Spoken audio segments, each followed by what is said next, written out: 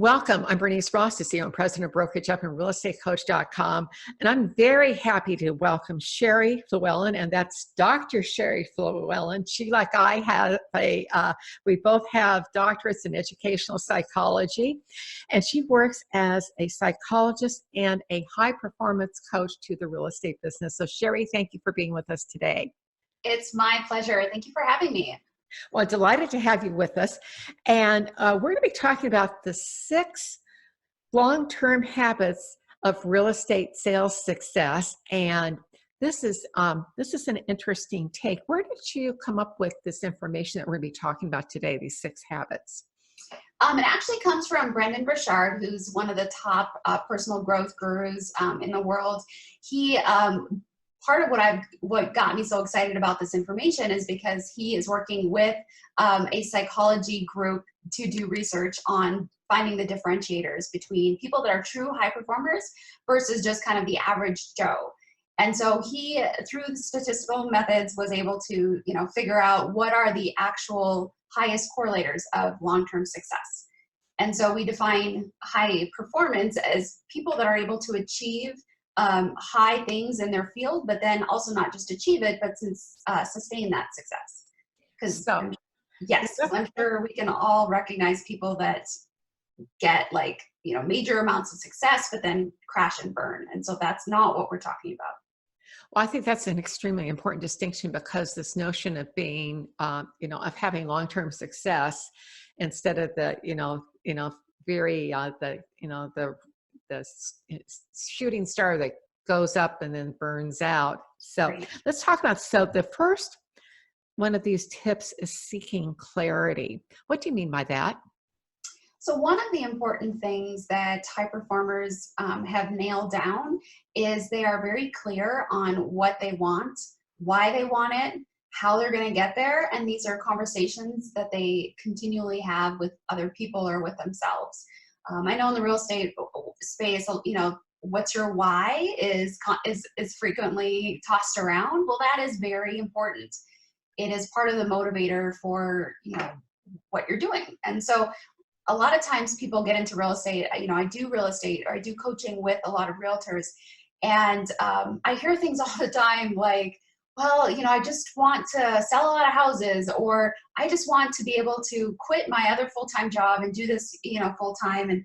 And so when I get in the weeds on, okay, well, what is that going to look like? What do you need to do? Why do you want to do that? A lot of time there's ambiguity in some of the answers. So the more ambiguity that you have around all of these things, or how you want your life structured, this isn't just about the real estate career. This is about your entire life. Because I think it's very naive to think that you can master one little part of your life while the rest of your life is, going to crap. So you really have to understand that everything needs to be funneling into each other in a very positive and productive way. And so having clarity in all of these things makes sure that you are headed in the absolute right direction and not meandering about trying to find the path that you might accidentally stumble on. It's so fascinating. I've done new agent training since the early 1990s. Hate to say that it's been that long, but it has been. But I over the years, I keep hearing the same thing. When they get into real estate, I would like getting into real estate because I like looking at houses and I like people. And I bet you've heard that one too. Oh, I love helping people, which is great. But probably 60 to 70% of the jobs out there could qualify as helping people. So yeah, it's important to hone in on, okay, well, what is it about helping people, and how is this going to actually scratch that itch for you? Because if it doesn't end up doing it, then, it's just got to be meaningful to you. Yeah, what I don't hear is that for the most part, I want to start my own business. I have a reason for starting it, which is to help pay for I have a special needs daughter, and those kinds of things where someone's got a real purpose, a why, as you said. And, as you said, this ambiguity, so that seeking clarity. Now, number 2 is generating energy. Okay, now I know a lot of our people that are listening or viewing this like their coffee, and maybe lots of it, maybe sugary stuff. Right. So what are some of the ways that we go about generating energy? Well, so when I first introduce this idea to people, I do get a lot of skepticism, which I totally understand. But think about it this way. I think most people have experienced, you're planning on going to the gym or going for a walk or doing some, maybe a bike ride, and you just feel sluggish and tired. And sometimes you choose not to go, but on the day that you choose to go, you're like, you know what, I'm gonna muscle through this tiredness. I'm still gonna go to the gym. Well, then what happens by the time you get done at the gym? Are you even more tired? Or do you feel more pumped and awake and energized?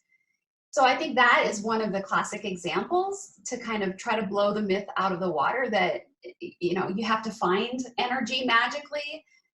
But the reality is you can actually create it. And that's just kind of an example of how you create it. And so this idea of generating energy is really just recognizing that throughout the day, your energy is going to fluctuate, and you want to be intentional about making sure you don't end up, hitting the 2 o'clock slump. I mean, it's 2 o'clock right now when we're filming this anyway. And so I've got energy. I don't know about you, but, and so things like taking a break, there's a lot of psychological research around how long can we stay engaged in a project without getting significant amount of fatigue. All right, and so a lot of the research shows like about 50 to 53 minutes is about the time when your body and your brain needs a break. So as an example of a strategy, what if you set your alarm on your phone or something like that for every 50 minutes, and when that alarm gets off or goes off, you stand up, you shake it off, you go get a glass of water or something, come back, even if it's just 2 minutes, you come back, and then you refocus back. So even something as simple as that is generating energy. You make a really interesting point, and one of the things that we've written about is the notion between a break versus a diversion. So if I reach for my phone and start playing Scrabble, that is not a break, that's a diversion. So Right. it's the physically getting up and moving, doing something else, maybe having a small snack, depending on what time of day it is, to re-energize yourself. And of course, the research suggests eating small meals over the course of the day is better for most of us if we don't eat too much at each one of them. Right? Which is a different issue. Okay, the next one, I'm not clear on this. Raising necessity. Okay, What's so that? high performers will say things like, when you ask them, well, why did you do this and become so successful? Or why have you made this decision? Often they will say things like, well, that's just who I am. Or, well, I just didn't have a choice. Like, I had to. So it's recognizing that for us to get pushed to continue to be as good and as we can be and even beyond, and to stay that way, there has to be a strong reason behind that. There has to be something that's pushing you.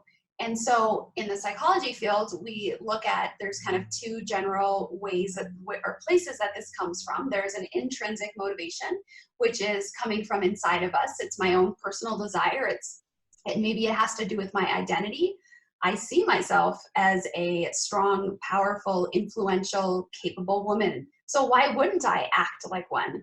So that might be an internal motivation. And then there's external motivators, which are those things in our environment that push us or help support us in our goals. And so it's just recognizing and being intentional about cultivating those internal and kind of external motivators that kind of ramp up the necessity. So can you give us some examples of the intrinsic, is that what you're saying? And that is it's just who I am. It's in alignment. And essentially, I think the term I viewed where I did my research was internal locus of control. It's something that you feel you're in charge of your life and you're pushing it. Someone who's externally motivated. And we all are. It's a continuum. It's not black or white. Absolutely. But it's coming from things to say, all of a sudden a family member saying, I need to go out and get work. I need to do more deals or whatever that is to help cover the cost. Or maybe my husband's lost his job. I had a person I talked to yesterday that had happened to her, and she had to step into, working harder and becoming the breadwinner when she'd been staying she was doing real estate, but she was still staying at home, and it flipped. So, those are one of the things that happen. Increased productivity. Now, this is a subject that's near and dear to the real estate industry's heart. Yes. Of course, this is probably the most obvious one of high performance habits. So it's like, well, of course, if you're going to have high performance, you have to do stuff. But there's always ways that somebody can tweak their productivity. You might look at, well, how much can I get done? But it's not always about how much you can get done. One of the first things I like to work with people on is, what are you doing, and is it really necessary? It is so easy to get pulled in so many different directions by people asking us to do things. We don't have clear boundaries around our time and around, what kind of going back to the clarity. If you're not clear on what is really important, on what are the top 3 skills that you should be working on right now. If you're not clear on that, well then, another skill might be offered to you or suggested, and you're like, ooh, that sounds like fun. I'm going to go do that. Okay, well, is that really going to be productive? Is that really helping you focus on the main thing that you're trying to focus on? The book, The One Thing, that's part of what this is about, is staying focused on the most important thing, or the thing that you can do most prolifically. Maybe there's other things that are important, but you're able to delegate those. But there's only a few things that you're the best one to do them. We'll just do those things. What's so interesting about what you just said, there's a whole series of threads in here. First of all, is like staying focused on your strengths. My friend Joanne Foston said no one ever got to the top by developing their weaknesses. And also, for people who haven't read The One Thing, that is Gary Keller's book, one of the best things ever been written on how you manage your time and make decisions around it. Yeah. But the this notion that you having clarity about what you're doing. And my mentor, and I guess Warren Buffett does this too, he says, identify the top 3 things that, that you can do or that you should be doing. And if you want to add something else, then you have to drop off something. That's a tremendous filter. It has been for me, and especially, like you and I, we run businesses where you can we're not, it's like we're in charge of what's going on and where we can focus on what we do. So, and with realtors too, it's, who are you focusing on? Where are your top 3 areas that are producing income? So great suggestion on that. Influence. So top performers reliably recognize that, especially as they start to become more visible, I guess, to those around them, that they do have a lot of influence. And it's recognizing that you have influence and then cultivating that in a very moral and ethical way. We're not talking about manipulating people or, getting people to do what you want, because you're selfish. But this is about recognizing that you have the opportunity to lift people up around you. And as you lift them up, that energy and that relationship will then also help lift you up. And so it's a very symbiotic relationship, and just recognizing and cultivating that is pretty important. Can you give us some tips on how we can go about doing that? So I guess you look about it in 2 ways. First of all, there's positive influence and there's negative influence, because what we definitely want to do is try to reduce the negative influence in our life. And I think that's probably the first place to start, because if you've got a negative Nelly, talking in your ear, it's hard to then focus on the positive or things that are, growth oriented and that are good. So, first suggestion is just really taking an evaluation of all of the relationships that you have in your life, and are they energizing? Are they helping you be better? Are they trying to be better? Or are they bringing you down? Are they sucking your energy? Do you feel drained? Are they taking your time? Is it just take? And if you recognize that you do have some of those relationships that are really bringing you down, you've got some hard decisions to make. It is unrealistic to think that you should just cut those out of your life. I would never advise you to get a divorce if you feel like your husband is negative. So I'm not saying that. But there can be strategies in at least minimizing the amount of the negativity that's impacting you. So you've got some hard decisions to make there. There's this a particular realtor that I'm working with right now, and over the last year, she has made some dramatic changes in her relationships for this exact reason, because she realized they, as she was growing, as she was progressing, they weren't. You know, and so if you think about it, like the party group that you used to hang out with, and they're like, hey, come party with us tonight. And you know that if you do that, tomorrow morning, you're not going to be worth anything. And you're supposed to be working tomorrow morning. You're supposed to be making your calls and prospecting and that sort of thing. And so, you know, what do? So you got to be aware of those relationships. Well, one of the things that we've always talked about when we talk, you know, in terms of coaching and whether you work with a client, either as a coaching client or as a someone that is a buyer or seller, is that if you're exactly even or step ahead or step behind, you can work together. But in relationships, when it gets greater than that, you know, and you talked about leaving someone behind, it's like she's growing, but what's going to happen is there's going to be a whole new group of people that will come because of her growth, who will be, you know, you attract who you are. I'm such a believer in attraction, and you know, and you look around, and if you know, I don't remember if it was Warren Buffett or who it was that said, if you want to increase your income, hang around with people who make more than you do. Yes, Change. absolutely. And so that comment that you made, Bernice, about hanging around with people that make more than you also kind of ties back to the necessity. Because if you're around people, you're not going to want to have a conversation about, you know, making 100,000 if everybody else is making 500,000, you know. And so that would be that, you know, maybe you want to label it pride, but that would be an example of kind of an intrinsic motivation. Like, okay, I need to step up my game because I don't want to be the odd man out and be like the, you know, the low guy on the totem pole. Well, it's amazing. And that's, you know, this, when you change your peer group, and again, now the question is, are they more than 2 steps, you know, are they 2 steps more ahead? You may need a different peer group for where you are at this moment in time. But on the other hand, you know, take the big step and go for the big, you know, for the big goal. Right. Number 6 is demonstrating courage. This is my most fun one. I love it. Demonstrating courage is recognizing that you will never improve in your life unless you get out of your comfort zone, just period. And so it's all about how do I take small steps in my life that require courage. The more that you do it, the better you get at it. You know, a lot of people think, well, you know, I don't have the guts to do, you know, X, Y, Z. Okay, well, you may not feel like you have the guts, but guts is actually a skill. It's not something you're just born with, you know. You can develop that. And so, so one of the common things that I get to work with realtors on is their video presence in social media. I have yet to meet a beginning realtor who is like, oh, I'm so comfortable being on video. I'm so comfortable doing Facebook Lives. That's not a big deal. They're terrified of it. They're, you know, they're self-conscious. They're like, do I really sound like that? All of those things. And that fits very well into courage.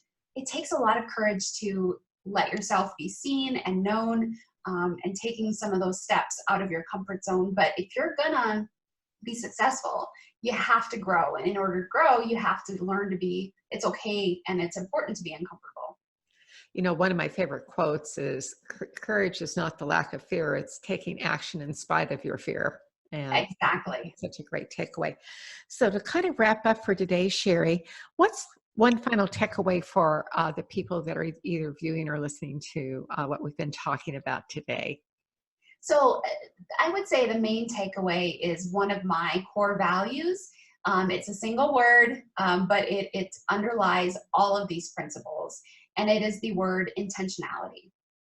You are never going to get where you want to go in life, truly, holistically, everywhere, unless you are very intentional about your life.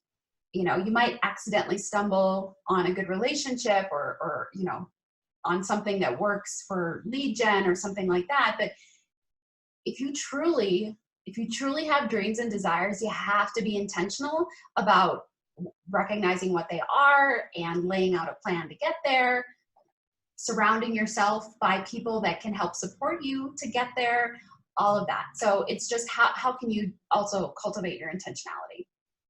And Sherry, if anybody wants to reach you, where can they get a hold of you? Thank you.